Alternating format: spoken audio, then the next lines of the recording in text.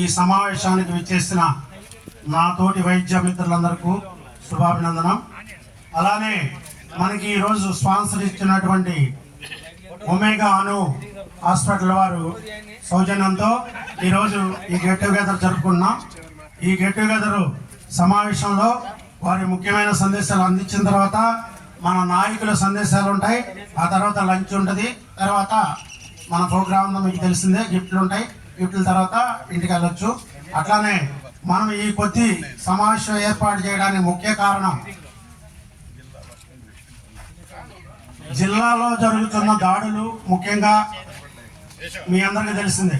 అలాంటి తరుణంలో ఈరోజు మనం ఇలా సమావేశం అవడానికి ముఖ్య కారణం కూడా అదొక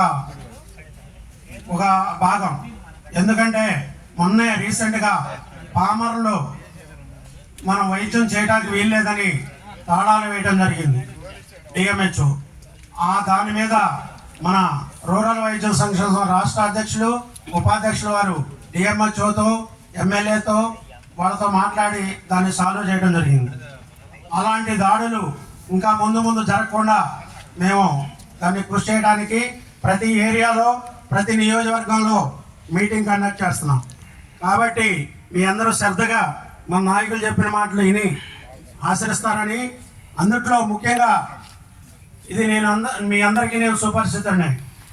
గత 30 సంవత్సరాల బట్టి తిరుగురు వస్తానే ఉన్నాను. వెంకటేశ్వరరావు గారు వాళ్ళు ఉన్నప్పటి నుంచి నేను ఇక్కడ మీ ముందు ఉంటూనే ఉన్నాను. అలాంటి నేను అనుకోకుండా కొన్ని అనివార్య కారణాల వల్ల చీలిపోయి పాత సంఘం నుంచి రూరల్ వైద్యుల సంక్షేమ సంఘం ఏపీ అనే రాష్ట్ర సంఘంగా నేను రిజిస్ట్రేషన్ చేయడం జరిగింది. దాని తర్వాత నందిగామ, జగ్గయ్యపేట, తిరువూరు, మైలవరం, పామరు, గుడివేడ, నూజివేడు ఈ ప్రోగ్రాంలు మొత్తం చేసుకుంటూ వస్తున్నాం. వీళ్ళందరూ మన దాంట్లోకి వచ్చారు. ఇప్పటికీ మనకి 1300 మంది సభ్యులు ఉన్నారు.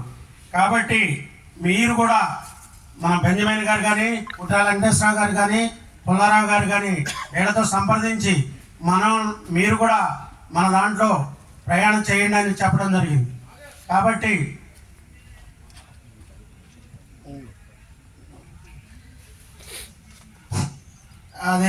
కాబట్టి అందరూ అర్థం చేసుకుంటారని ఆకాంక్షిస్తూ, ముఖ్యంగా మన అను హాస్పిటల్ వారు, ఒమేగా అను హాస్పిటల్ వారు మనకి గతం నుంచి ఎప్పటి నుంచో తెలిసిన రమేష్ గారి కాడ నుంచి ఇప్పుడు అందరూ తెలిసిన వ్యక్తులే.